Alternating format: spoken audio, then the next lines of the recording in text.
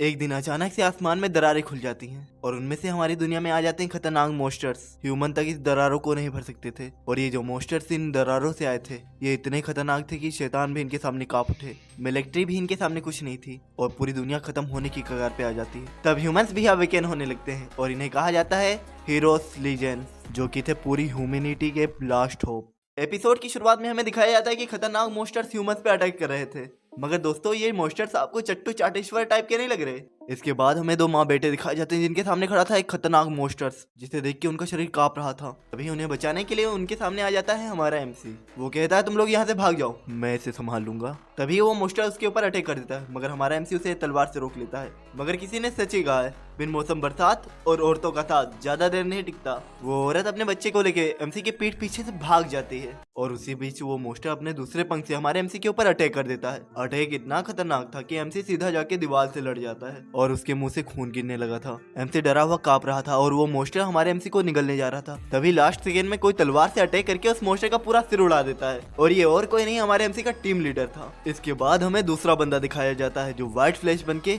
सभी मॉन्स्टरों को जला जला के मार रहा था, कभी मुक्कों से कभी लातों से। और इसके बाद हमें एक और बंदा दिखाया जाता है जो एक मॉन्स्टर का दिल चुरा लेता है। ओहो, कहीं प्यार ना हो जाए। बट इतिहास गवाह है, हमेशा ताकतवरों को पूजा जाता है और कमजोरों को धिक्कारा जाता है। वैसा ही हमारे एमसी के साथ भी होता है। सभी लोग कैप्टन हान और उसके सभी टीममेट्स का नारा लगा रहे थे। वो लोग कहते हैं कैप्टन हान ने हमें बचा लिया। जिस बच्चे की हमारे एमसी ने जान बचाई थी वो बच्चा भी सब कुछ भूल के हमारे कैप्टन हान की तरह बनना जाता है और उसकी माँ भी हमारे एमसी का शुक्रिया न करने के अलावा कैप्टन हान का शुक्रिया अदा कर रही थी। फिर हमें कैप्टन हान के बारे में बताया जाता है। हान हीरोज पार्टी का सबसे जवान मेंबर, जो कि टॉप टियर लाइटनिंग मास्टर और ह्यूमैनिटी की सबसे बड़ी होप। और दूसरा है ली विलियन, जो कि है वाइस लीडर और टीम का पावर हाउस, ताकत ऐसी दुनिया को मुट्ठी में करने जैसी। और तीसरा है चेन लियाम, हमारी टीम का सबसे बड़ा जल कुकड़ा और इसका काम है जलाना और अपनी जलाने की पावर की वजह से हमारी टीम का ये सबसे महत्वपूर्ण बंदा भी है। और चौथा में अपने टीम का एक लौता चौमू बंदा जिसके पास कोई पावर्स नहीं है। पता नहीं मुझे इनकी जैसी पावर्स कब मिलेंगी। इसके थोड़ी देर बाद हमें एक लड़की हमारे एमसी का इलाज करते हुए दिखाई जाती है जिसका नाम था डॉक्टर बाई शुआन।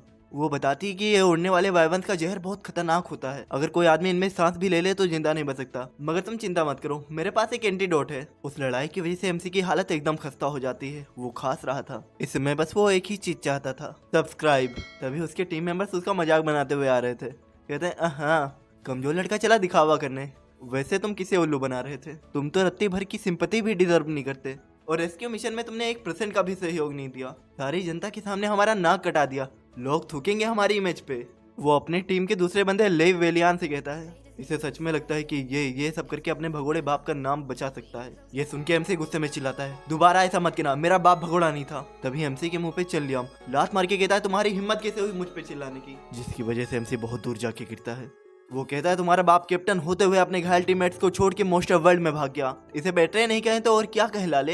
एमसी कहता है मुझे नहीं पता इसे क्या कहते हैं, मगर मेरे बाप ने कभी ह्यूमैनिटी को बेटरे नहीं किया। इसके बाद चेन लियाम हमारे एमसी के चेस्ट पे लात रख देता है, जिसकी वजह से एमसी उसे गुस्से में देखने लगता है। लियाम कहता है बच्चा मुझे मारना चाहता है, ले मार। चलो ठीक है, अगर तुम मुझे एक भी पंच मार देते हो तो मैं मान जाऊंगा कि तुम्हारे पापा निर्दोष थे। अच्छा ठीक है, मैं अपनी रत्ती भर भी पावर इसमें यूज नहीं करूंगा। जिसके बाद एमसी उसे पंच मारने के लिए उसके ऊपर कूद पड़ता है, बट लियाम चीटिंग करके उसे अपनी पावर से जला देता है और मजाक उड़ाते हुए कहता है ये बच्चा मुझे मारना चाहता था। और दूसरा कहता है ये बच्चा कितना नादान है। एमसी की पीठ पूरी तरह जल जाती है। तब डॉक्टर वाई आके उन्हें रोकती है। वो कहती है उसके बाप ने चाहे जितने भी क्राइम्स किए हों, पर तुम लोग इसे उनके गुनाहों की सजा नहीं दे सकते। इसके बाद वो दोनों कहते हैं श्वान तुम बहुत नादान हो जो इस पे विश्वास कर रही हो, देखना अपने फादर की तरह ये भी एक दिन तुम्हें धोखा देगा। इसके बाद अचानक एमसी का दिल दुखने लगता है। इतना दर्द तो मुझे मेरी एक्स के छोड़ने पे भी नहीं हुआ था जितना आज हो रहा है। दर्द में उसके पूरे शरीर की नसें तन जाती हैं। तब श्वान कहती है शायद वाइवन के जहर का असर हो रहा है। जब एमसी पिछली बार दीवार से लड़ा था तब उसकी पीठ पे वाइवन के कांटे लग जाते हैं। इसके बाद वो कहती है अच्छा है मेरे पास एक एंटीडोट बचा हुआ है। तब उनकी टीम का लीडर आके श्वान को रोक देता है और कहता है इतने इंपॉर्टेंट एंटीडोट का यूज वहाँ होना चाहिए जहाँ इसकी सच में जरूरत है।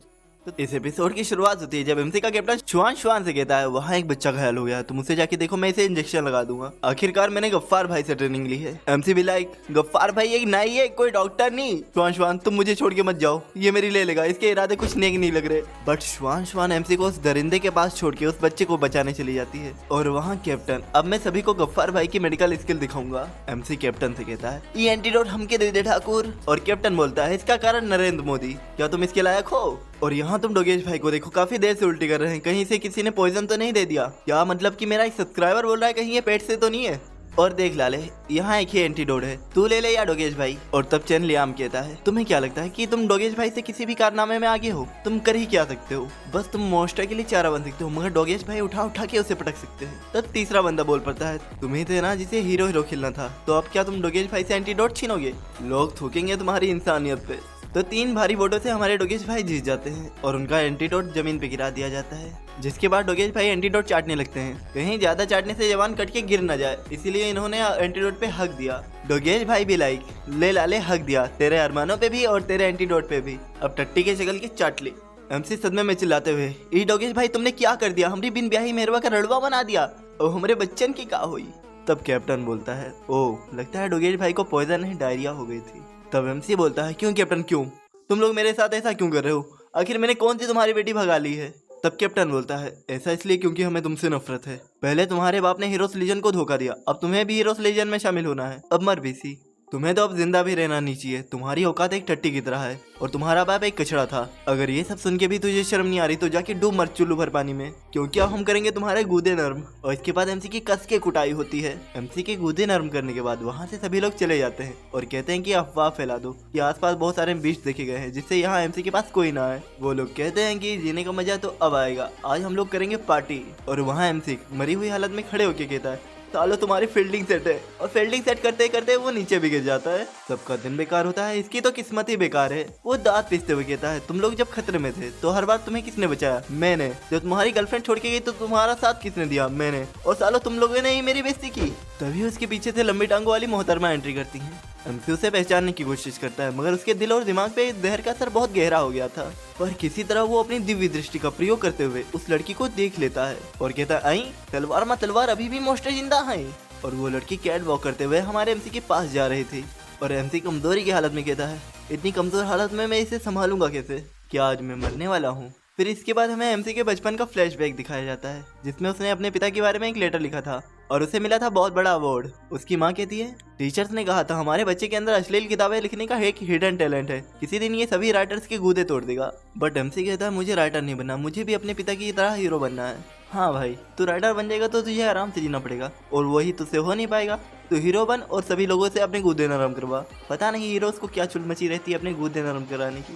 बट उसका बाप कहता है, हाँ मेरा बेटा मेरे ही जैसा है, ये भी अपने गूदे नरम कराएगा। इसके कुछ समय बाद 2 लोग आके एमसी की माँ से कहते हैं, लिमिया ने हीरोज लीजन को धोखा दिया और मोस्टर वर्ल्ड में भाग गया, इसलिए हम यहाँ हैं तुम लोगों को लात मार के भगाने। बट एमसी रोते हुए कहता है, मेरे पिताजी कभी धोखा नहीं दे सकते, क्योंकि वो तुम्हारी एक्स नहीं है। और इसके कुछ समय बाद एमसी की माँ भी बहुत बीमार पड़ जाती है और जाते जाते एमसी को अपने पिता का नाम साफ करने के लिए कहती है। और वो भी अपनी माँ से वादा कर देता है कि वो अपने पिता के नाम पे डिटोल लगा के अपने पिता का नाम साफ कर देगा। और ये सब याद करते हुए एमसी के अंदर शक्तिमान की आत्मा जाग उठती है और वो धीरे धीरे खड़े होने लगता है। और लड़की सोच में, इतने प्रेशर में का हुआ बाबा सिर तो ना हो गई। बट एमसी धीरे धीरे खड़े होते हुए कहता है, चाहे कोई इस दुनिया का पापा हो या फिर तुम ही क्यों ना हो, मैं किसी से नहीं डरता। और वो उस लड़की के ऊपर हमला कर देता है। और इसके आगे क्या होगा ये सब पता चलने वाला है अगले एपिसोड में, जिसे देखने के लिए आप हमारे चैनल को सब्सक्राइब करना मत भूलना।